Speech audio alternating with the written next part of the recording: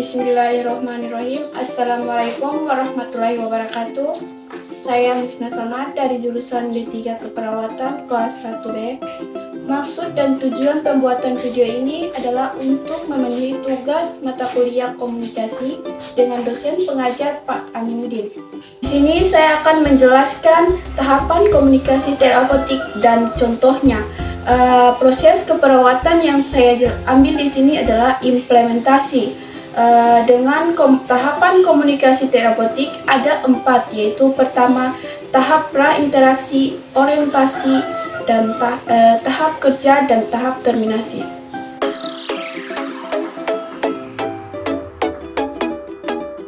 Saya akan menjelaskan tahapan komunikasi terapeutik yang pertama, yaitu pra-interaksi. Dalam pra-interaksi ini, yang pertama, perawat membaca dan mempelajari status atau rekam medis pasien. Yang kedua yaitu di mana perawat mempersiapkan diri seperti penampilan, pakaian, aksesoris, dan lain-lain, atau yang sewajarnya saja. Yang ketiga ini yaitu di mana perawat mencuci tangan. Dan yang keempat, perawat mempersiapkan alat-alat sesuai kebutuhan tindakan. Yang kelima,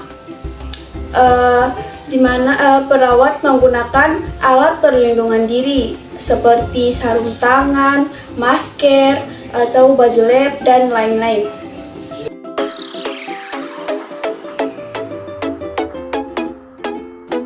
Kemudian tahap yang kedua yaitu tahap orientasi atau tahap pengenalan. Yang pertama yaitu perawat melakukan salam sapa kepada pasien seperti Assalamualaikum, selamat pagi. Kedua, perawat menanyakan nama panjang dan nama panggilan pasien. Ketiga, perawat memeriksa gelang pasien agar tidak melakukan kekeliruan dalam melakukan tindakan. Kemudian yang keempat, perawat memperkenalkan diri dan menjelaskan berapa lama bertugas pada hari itu. Contohnya seperti perkenalkan, nama saya perawat Musna. Saya di sini bertugas dari jam 2 siang sampai jam 9 malam contohnya. Terus perawat melakukan evaluasi subjektif di mana perawat menanyakan apa kabar ibu, apa yang dirasakan saat ini. Terus perawat melakukan evaluasi objektif di mana perawat memperhatikan ekspresi nonverbal pasien. Misalnya pasien meringis, grogi, gelisah, dan lain-lain. Kemudian perawat melakukan validasi, di mana perawat mengatakan tadi ibu mengatakan merasa, contohnya tadi ibu mengatakan merasa badannya serasa panas, terus coba saya periksa tanda-tanda vitalnya, lalu jelaskan hasilnya. Perawat menjelaskan tujuan kedatangannya dan prosedur tindakan yang akan dilakukan dan berapa lama waktu yang dibutuhkan. Misalkan perawat menjelaskan tadi suhu ibu 39 dan saya mau memberikan pemberian kompres hangat ya ibu. Terus perawat melakukan kontrak waktu dan menanyakan apakah ibu bersedia kita lakukan sekarang.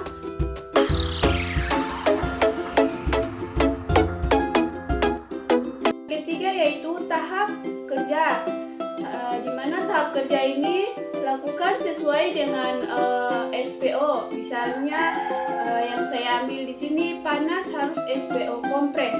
Yang pertama, identifikasi pasien menggunakan minimal identitas, nama lengkap, tanggal lahir, dan atau nomor rekan medis.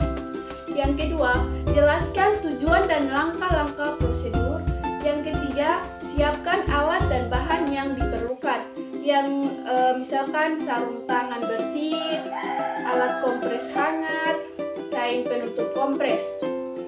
Yang keempat, pilih alat kompres yang nyaman dan mudah didapat, seperti kemasan gel beku, kain, dan handuk. Kemudian 5, periksa suhu alat kompres langkah. Yang keenam, lakukan kebersihan tangan 6 langkah. Ketujuh, pasang sarung tangan bersih. Ke-8, pilih lokasi kompres. Ke-9, balut alat kompres hangat dengan kain jika perlu. Ke-10, lakukan kompres hangat pada daerah yang sudah dipilih. Ke-11, hindari penggunaan kompres pada jaringan yang terpapar terapi radiasi. Yang ke-12, rapikan pasien dan alat-alat yang digunakan. Yang ke-13, lepaskan sarung tangan. Yang ke-14, lakukan kebersihan tangan 6 langkah. Yang ke-15, dokumentasi prosedur yang dilakukan dan respon pasien.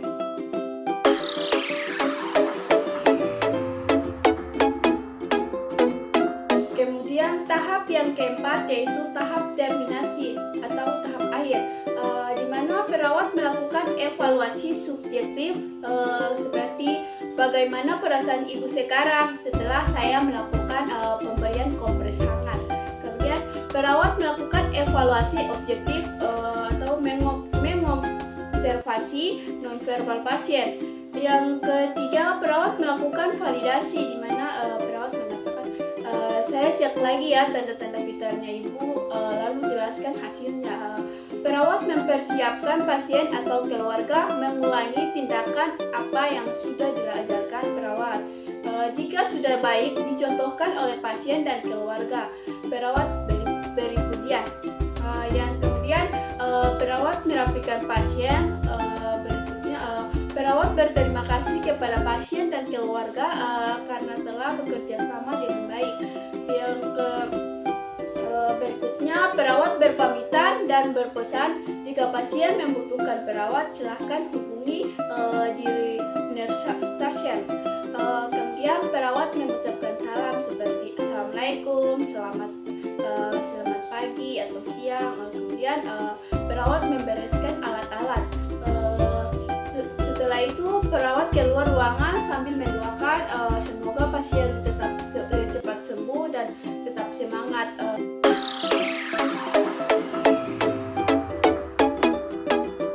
Baik, sampai di situ saja video saya. Ada pantun nih, kalau ada jarum yang patah jangan simpan di dalam peti, kalau ada kata yang salah jangan simpan di dalam hati. Burung Irian, burung cendrawasih. Cukup sekian, terima kasih. Wassalamualaikum warahmatullahi wabarakatuh.